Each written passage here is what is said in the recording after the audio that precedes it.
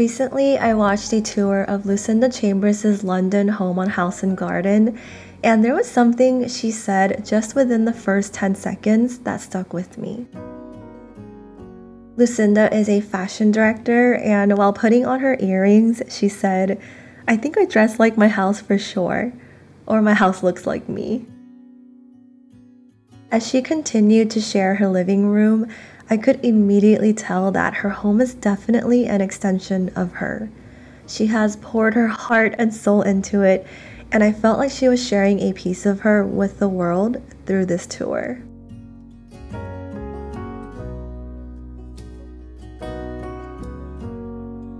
I've always been so inspired by homes like Lucinda's, the ones that are unique and full of character, well-lived homes that are perfectly imperfect while flawlessly balancing personality with style. And I think that's what makes these designer homes timeless, because trends come and go, but you'll always be you. This is exactly the kind of home I'm now focusing on creating for myself. And after watching many more home tours, I've noticed three things that these unique soulful homes all have in common. The first is that they tell stories about the people who live in them, their hobbies, travels, friends, or family. Memorabilia is creatively used as decor. In Lucinda's kitchen area, for example, she has this dedicated wall full of thank you letters, postcards, and her children's artwork from when they were little. She says it's a snapshot of memories and all the nice times everyone's had. I love that she embraces them instead of storing them away in a box that'll collect dust.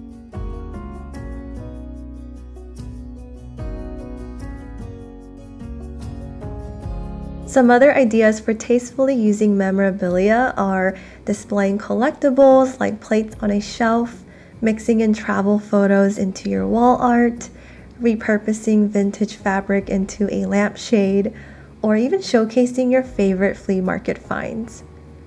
There's nothing more you than the stories you can tell through your home.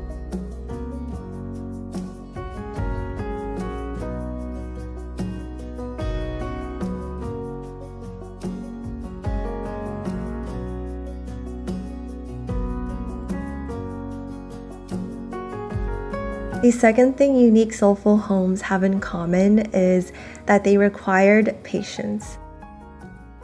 Maybe the designer had been holding on to their favorite antique coffee table for the perfect moment, or serendipitously discovered just the lamp that would fit. Each piece seems to be intentionally chosen and carry a lot of value. When I first moved into our space, I felt really rushed to fill it up because it was such a blank slate. I felt pressured to complete our home, whatever that means, so that I can share about it on my channel. Soon I realized that my style was evolving and that I had also wasted money on pieces that I'd grown out of. I also learned that my home can never really be finished, quote unquote, because it will continuously evolve with me. Knowing that gives me patience and a peace of mind.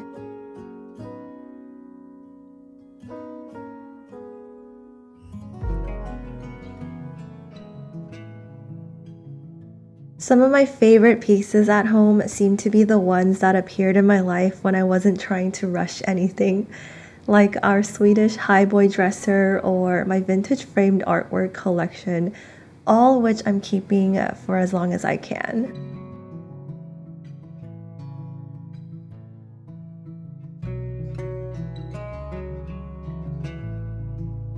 If we all rush decorating our homes, I think we'd all end up going to the same easy access stores to buy the same trendy pieces, and our homes would end up looking very similar. Taking it slow gives us the space to look at many different things until we find what feels most like us. Which leads me to the third and last thing that unique soulful homes have in common. They embrace mixing. Whether it's a combination of colors, modern and antique, or textures, Mixing elements gives these homes character and depth. Being able to draw inspiration from anywhere and get creative with mixing allows designers to really show their personality. Looking outside big box stores and shopping at flea markets, local boutiques, or thrift stores instead is a great way to find things to mix into your home. I love that when you're in these settings, you're more likely to tap into your heart and find unique pieces that speak to you.